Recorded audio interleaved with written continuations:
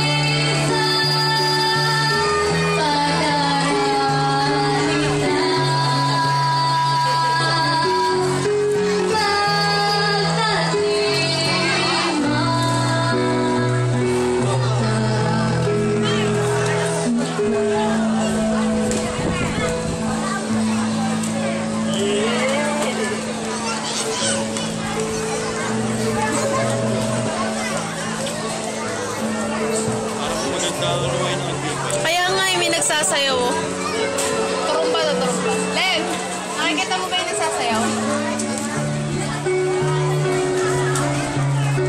Hindi, post mo na muna. Hintayin nga daw natin pagpasok. Isang mainit at maliwalas na hapon sa inyong lahat. dito sa bayan ng Pilya, Rizal. Welcome po sa Santa Cruz at Flores de Mayo 2012 na may paksang pagpupuri at pagpaparangal sa mahal na Birhen Maria.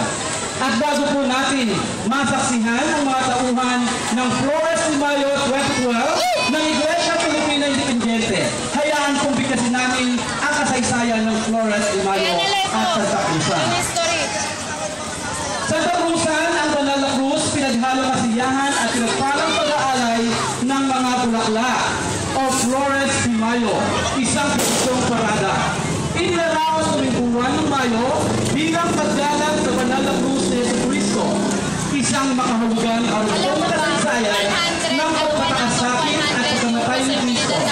Ang Santa Cruzan ay salaysay na pananalig at pagbabagong loob.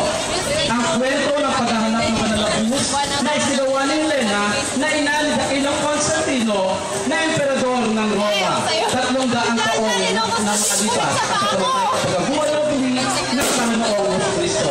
Ginamit sa Europa